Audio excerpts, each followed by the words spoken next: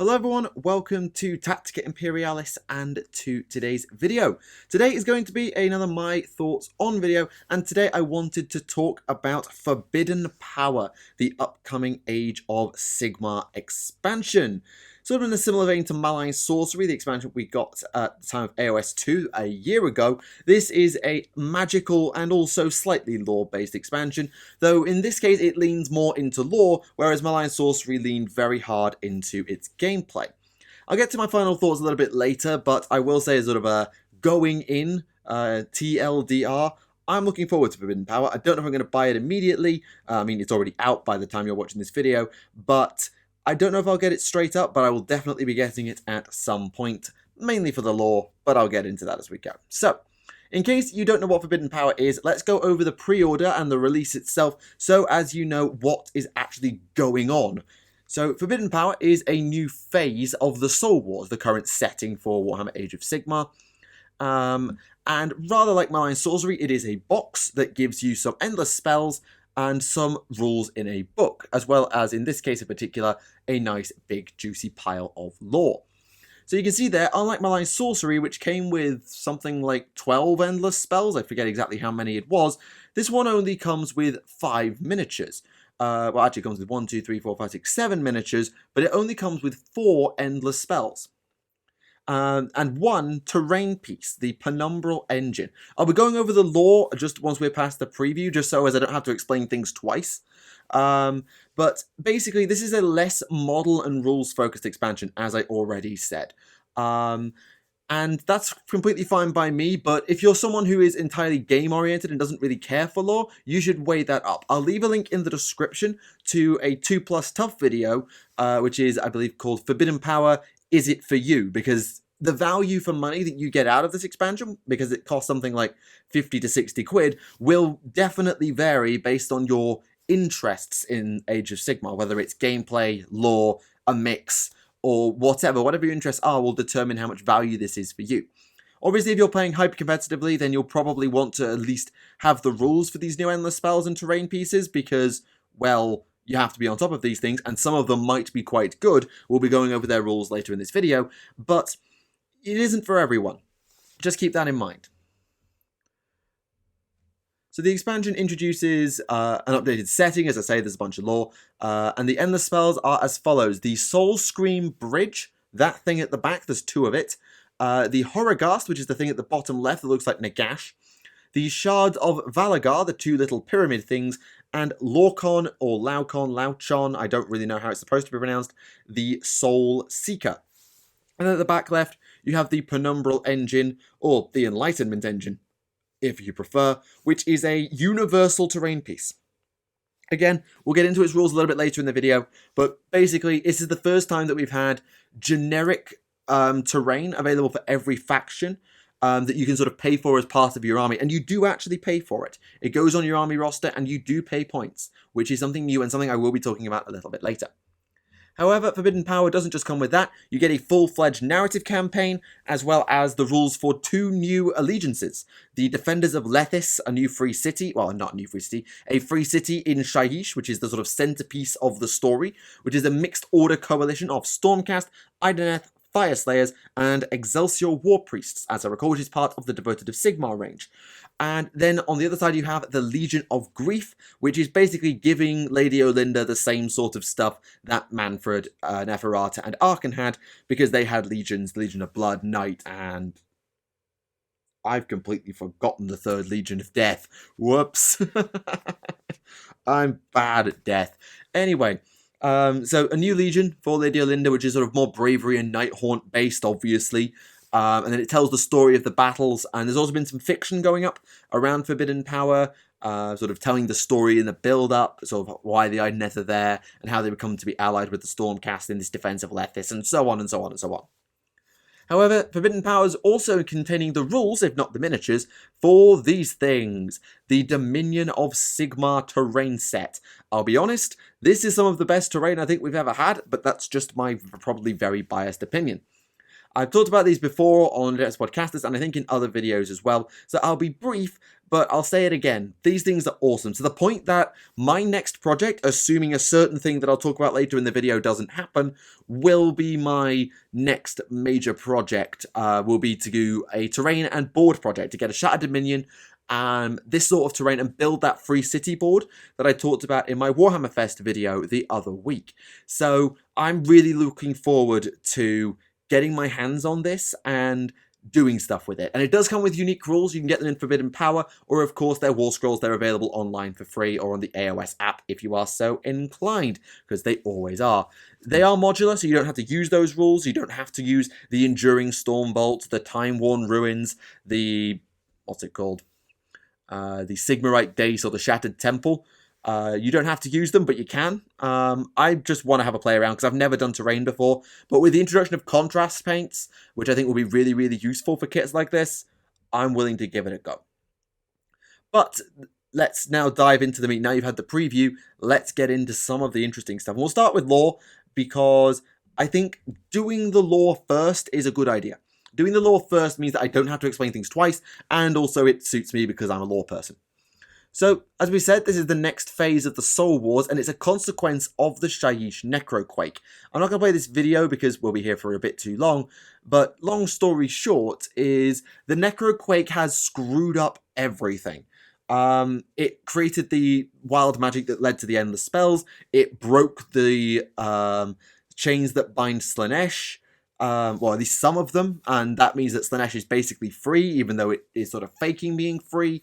And it's also damaged the penumbral engines. But what are they? What are the Storm Vaults, which are the things that basically form the centerpiece of the plot for Forbidden Power? The Storm Vaults are basically titanic boxes, massive storage facilities created by Sigmar to store away things that he just couldn't deal with. As Sigmar's dominion over the mortal realms neared completion in the Age of Myth, he was left with a quandary. What do you do about the various artifacts and entities of world-ending power that he had got into his possession through the conquering of the mortal realms done by the Pantheon of Order in the Age of Myth? Some of them couldn't be destroyed, they were too powerful or too linked to the realms themselves, so they were safeguarded in the Storm Vaults. But in order to hide them, he had to do something with Teclis. Teclis had created enlightenment engines. Teclis the Illuminator is an elven god, by the way, also the creator of the Idneth Deepkin, in case you didn't know. So Teclis had created these enlightenment engines to illuminate the mortal realms with knowledge, and so they passed on and opened the minds of those around them. However, through Sigmar and his lackey's own study, and then some reverse engineering by the dwarven god Grungni, because Duarden and elves can never get on in this setting, they were reverse engineered to create the penumbral engines, devices with the power to magically obscure and conceal, meaning that those who worked on the engines and on the Storm Bolts were basically forgotten. They forgot all about what they were doing, and eventually the Storm Vaults themselves faded from memory. They needed power, and in this case, powerful spirits were used, which is pretty terrifying, sacrificing some godlike entities to power the thing that will hide the rest of them. So, yeah, Sigmar's not a good person. I think you might have grasped that by now.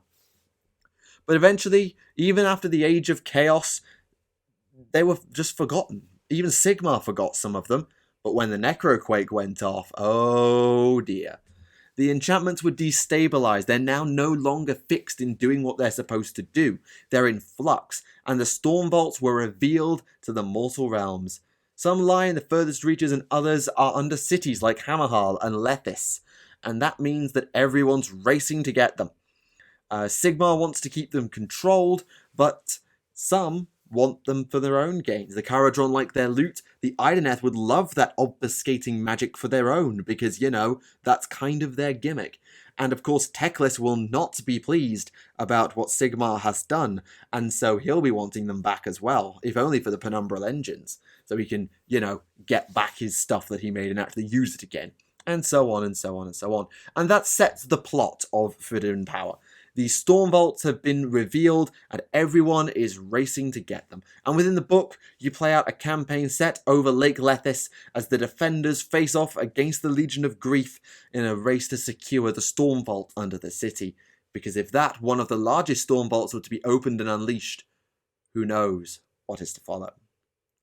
Yeah, it's not the most complicated setup in the world, i.e. there was some stuff, it was hidden, it got revealed, go fight over it, but it is very interesting in terms of its implications going forward, the fractions in the Pantheon of Order, and getting these glimpses into the Age of Myth, the time that came before, is always important just to sort of show where the realms have been, where they've come from, as well as giving insight into where they're going and where they are. So I very, very, very much approve of this setup, and I look forward to seeing how it plays out. But in combination with the Slaanesh release and the implication that Teclis, I keep nearly saying Tyrion, that Teclis is building his armies just as Morathi built hers in response to the freedom of Slaanesh that they have seemed to have dawned on, and also the knowledge that Teclis is the one who built the Enlightenment engines that were then perverted by Sigmar, I think we're going to get Teclis and his armies very, very soon. I don't know if we're going to see Teclis on the battlefield in the same manner as Alarielle or Morathi, but we might, and if we do, that will be amazing. But even if we don't, we heard a little bit in the Slaanesh Battle Tome about what his armies will entail. The Elves of Haish, and also some entities of light from Haish itself, and I can't wait for that army. So, assuming I don't get distracted by that, I'll be doing the terrain project, or I might just run both in parallel because I'm a sadist who just loves to hobby too much. So, that's your lore preview. Now let's dive into some rules, because I know most of you probably actually care about the rules. So, we have 4 new endless spells coming your way. They are available to every faction to be able to cast, as long as you pay the points for them, of course. And whilst they are empowered by Shyish, they are not forcibly taken by armies of death, which is a good thing. First off, we have the Soul Seeker, a fragment of a deity drawn from one of the many underworlds in Shyish, because that's kind of how Shyish works. And a lot of the endless spells you'll notice as we go through these war scrolls are based around movement and getting around the battlefield or stopping your opponent from getting around the battlefield. So Lockon, for example, let's just open this up a little bit, is a predatory endless spell that can move up to 12 inches with fly or 18 inches if you are playing in Shyish. Casting value 6 has the ability to move immediately, standard predatory endless spell stuff, but it doesn't do any damage. Instead, before a player makes a move with Lockon, the player can also pick a friendly unit wholly within 3 inches of this model. That unit is then placed to one side, and after Lockon moves, that unit is set up again wholly within 3 inches and more than 9 inches from any enemy units. Once that unit has been set up, because this all happens, remember, before the hero phase, so that's how endless spells are activated, if you remember. They go off at the start of the turn, or the battle round, rather than during a movement phase, so you will be able to move later. It doesn't say you can't. But once you have moved or been set up, one model from that unit immediately dies. So it's an interesting tactical trade-off. You trade off the life of one of your models in order to move your unit, assuming it's small enough to fit wholly within 3 inches of this endless spell, across the board. And that's a really interesting way of doing things. Now, some armies will be able to absolutely exploit this. So, for example, my Idoneth Deepkin could just teleport their Namati around no problem. As long as I land them somewhere near a Soul Render, I'll just immediately res that Namati back. But you can't move heroes with this, because the hero will immediately die. So it stops you using beatstick heroes on a teleporter. And expensive armies that have multiple wound models that cost a lot of points each will probably be hesitant to actually use it. But so there is a lot of tactics involved in how you use Lockon, and I think that's a good thing. The next one that we have is the Soul Scream Bridge. This thing is a 2-part endless spell, kind of like the Geminids or the Umbral Spell Portal, but unlike those two, it can't move, or certainly unlike the Geminids, it can't move. Instead, it is set up near the caster, and then the second half of the bridge is set up wholly within 12 inches. This can include bridging across terrain gaps, going over units if you were so inclined. It's completely legit. And what you do is you use it like a teleporter. You send a unit within 6 inches of the bridge at the start of your movement phase, and then you teleport them to within 6 inches of the other side of the Soul Scream Bridge. more than 9 inches from any enemy unit, and you cannot make a normal move that phase. So you're in position, but you can't move again. That's totally fine, but there are again a lot of tactical applications for it. However, the fact that it says at the start of your movement phase and also friendly units makes it slightly unique for an endless spell in that I don't believe this thing can be done two-way, i.e. you can't have wizards exploiting it on both sides, or if you can, then who's classed as enemy units? Because it's kind of a weird one. Its secondary ability, the Nightmarish Construct, means that enemy units, not all, just enemy units, are at -1 bravery whilst they're within 6 inches of a Soul Scream bridge model. Doesn't affect death, but who's the enemy? Because then the spells are supposed to be generally completely neutral. They can be controlled, for example, in the case of the cogs, and they can be directed in the case of the predatory ones, but they generally can't move. Or, sorry, they can't be controlled and given friendly and enemy, unless they're a faction-specific endless spell, such as, well, there's many faction-specific endless spells. I don't think you need examples. So, that's just an interesting one, maybe just because I don't keep tabs on endless spells that much, but there you go. As I say, even in any case, this thing has a lot of applications in terms of getting past choke points, getting around the back of enemy lines, crossing impassable terrain. There are a lot of applications for the Soul Scream Bridge that I'm sure a cleverer general than I would be able to implement. Then you have the Horrorghast. This thing, if you've ever seen Harry Potter, is basically a boggart. It flies around, taking on the form of whatever is most terrifying to those around it. In this case, it is Nagash, because Nagash is terrifying. And what it does is it basically has a minus bravery aura. That's it. Anything within 12 inches is -1 bravery, and anything within 6 inches is -2 bravery. That's all it does. But there are many armies that synergize with bravery nowadays. The two that come to my mind immediately are the Nighthaunt and the Idneth Deepkin. Both of them use this bravery manipulation to their advantage, and there are many armies that would be penalized heavily by bravery penalties. So, for example, ogres, who have a lot of wounds per model, but not a high bravery in their units. Okay, they're now at -1 or -2 bravery. Have fun as half your unit runs off after I killed just one. That can and does happen. So, it's a really useful endless spell, but it's a lot more niche than some of the other endless spells that we've looked at today and across the entire AOS range. And finally, we have the Shards of Baliga. Again, these things are very movement-based, but they're not about expediting your own movement. They're about impeding the movement of others. So they're set up in a line, so you set one up nearby and one within 12 inches, and they can move, kind of, one of them can teleport around. So they sort of move in sort of circular motions. One can move and the other can't. So like they're on different axes, and that's their Twilight Translocation ability. It's quite a useful ability, and I like it as an idea, but it also means you can't use them as predictably as something like the Prismatic Palisade. I'll get into more comparisons of that in a minute. Its main trick, though, is that you draw a line between the two sets of triangles, and anything on that line, any units that are drawn over that line, are at half move and -1 to all hit rolls. This is crippling for certain units. You use this as a charge screen, you use this as a I shut down your shooting, you use this as an I shut down your activate on 6 ability. It's just really quite powerful.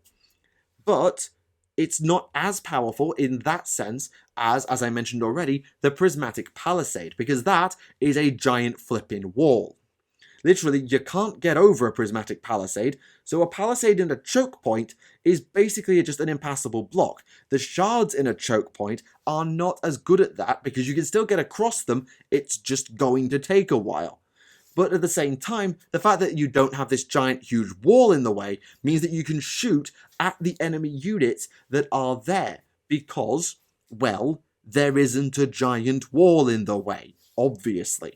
And you're not penalized, but if they shoot you back, they're at -1 to hit, or if they try and charge across it, then if a model's still in between the two of them, they're at -1 to hit. You're not penalized, they are. But again, unlike the Palisade, which is always there and always a nice solid wall, these things move. So once you have control, you roll off and they start moving around. You can keep them where they are, or you can swing them, or your opponent could swing them miles out of the way. So they are quite temperamental, but they're also more useful in some ways. And again, it will take a good general to maximize their use, along with other things of battlefield management, which is something that I think these endless spells really are leaning into. That you can control your own movement around the battlefield and impede the movement of your adversaries. I think that's a really good thing to implement with these endless spells. But the fun doesn't stop there. Oh no, we're not done. Let's talk very quickly about the scenery. I won't be here for long. As always, with all War Scrolls, you'll get these free online, but you'll also get the War Scrolls for the Dominion of Sigmar scenery inside Forbidden Power, if you didn't know. But the Penumbral Engine, which is probably the bit more of you are interested in, because it's basically just me who cares about the Dominion of Sigmar, this thing is, as I mentioned already, a quite unique terrain piece, in that it's something that is available to all factions that you can buy as part of your army roster, but you pay for it. I believe it's something like 100 points to get a Penumbral Engine into your army. Now, that on its own is just a thing. But when you consider that all faction terrain up to now, or all purchasable terrain up to now, has been free for your army, at least as far as I recall, this is a first, and hopefully, in my mind, it's a sign of things to come. I've spoken before about the Beastmen, or Beast of Chaos Herdstone, as being potentially too powerful, because of its abilities and the fact that it's free and indestructible. A lot of people have probably kicked up a bit of a stink about the Flesh Eater Court's terrain piece in combination with the Abhorrent Archregent, because it's basically what broke Flesh Eater Courts in some people's mind. The Magmic Battleforge is also pretty damn powerful. You've got the Cornate Altar, you've got the trees for the Nurgle forces, and more. Grave sites, for example, for death. There are a lot of powerful things going on in terrain, and they've always been free.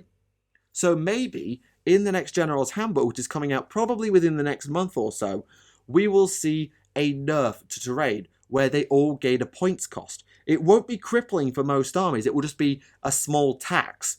But that small tax will potentially cause a rethink of some lists. And I think it's a good idea to start charging for terrain, because it's indestructible super buffs in some cases. And I think it's just a good idea to have that. Anyway, how does it work? Well, we don't get the full War Scroll, but broadly, this is how it works. At the start of the game, you roll for all Penumbral Engines on the battlefield once, and they all gain the same ability. Either things wholly within 12 inches have Mystic Shield, or if you have a hero within 12 inches, you get an additional command point at the start of your hero phase, depending on whether they're in Shadow mode or Illumination mode, which is quite useful. And again, it forces you to play around while you're deploying. Okay, where should I put my engine? Which mode do I want it to be in? And how can I maximize it depending on which mode it lands on? However, it won't stay like that forever, because at the start of every battle round, after the first, so from round 2 onwards, on a 5+, the effect flips. So instead of having the command point, you get the Mystic Shield. Instead of the Mystic Shield, you get the command point. It flips. And so you have to play around the fact that what you're getting as your buff might suddenly change. You can't bank on, oh, I'm going to have an extra command point next round, because you might not. Because they might just flip, and then suddenly you're in defense mode. Or, oh, my unit's nice and safe here, I've got this reroll 1 to my save, I'm nice and tanky, I can take this. Yeah, suddenly it's gone. And it's like, oh, now I'm a bit more exposed, and I don't even have a hero stood here to get the boost. It requires playing around them, and I think that's a good thing again. There's a little bit more here for the Dominion of Sigmar. I'll just go over it quickly with the Enduring Storm Vault. Basically, you can go digging with a hero if you're stood on the terrain piece. On a 1, you get whacked. On a 6, you get a bonus, either +1 damage for one of your melee weapons. You get the ability to cast Arcane Bolt or an additional spell if you're already a wizard, or you summon an endless spell. So if you're running a Storm Vault, you need an endless spell model on hand, but I assume you get to pick what that endless spell is, which means that you could actually use this to sneak a cheeky endless spell into your army that you thought, oh, I don't know if I need to pay the points for that, but it would be really useful. So you bring along with you, shall we say, a Soul Scream Bridge, set it up, and bang, bang, now I've got a way to teleport my army around. Or maybe we'll set up, what's a good roaming endless spell? There aren't many. Maybe you want to just be really ballsy because you've rushed your hero up and they're all exposed. Haha! I'm going to throw a purple sun at my enemy. And then they're all going to die. I don't know. You can do a lot of nasty, nasty things with that. But it's obviously on a D3 roll. So it'll be interesting and I look forward to trying them. And I should also stress, you don't have to use these rules because the terrain is modular. You don't have to build it exactly as the design team intended. And there you have it, broadly. That is everything that's going on with Forbidden Power. In my opinion, this is a really nice expansion. As someone who's really interested in the lore of Sigmar, this is brilliant for me because I get to learn about some things with the Age of Myth, particularly around the elves, which is something I actually really care about because the elves have always sort of been my army. And we also get to look at some of the other fun things that are going on in the new modern setting. We also get some new campaign systems, some new mercenary systems, though of course that will be innovated on further in the General's Handbook, and a lot of fun things that I think make this box set pretty good value if you are both lore and gaming implied. If you are more aligned toward gaming, you might not see the value, but I think there's something there for everyone, and I hope that if you do want to try out the new endless spells, then just find the rules online, proxy for them a bit, and then buy the box if you think it's worth it or you need them for a tournament. That's up to you. But I look forward to seeing what comes after with Forbidden Power, so what armies it hints at being revealed in the future, I'm still banking on Techless, and whatever else lies ahead in terms of the revelations of the next age of the Soul Wars. But that is just my opinion, of course. Let me know what you think in the comments below. Good box? Bad box? Good spells? Bad spells? Let me know what you think. I'm always interested to see what you have to say. I should also put at the end of this video, now that we're at the end, my apologies that this video is going up on the Monday instead of the Saturday. I had a double exam last week, so I knocked this video back a bit, but there will be an upload on Saturday. We're going to be bringing the end of an Elfin adventure, and I've got a bonus for you that I think you're going to enjoy. So, with all that said, thank you very much for watching today. This has been my thoughts on AOS Forbidden Power. Thank you for watching Tactica Imperialis, and I'll see you all again. Bye for now.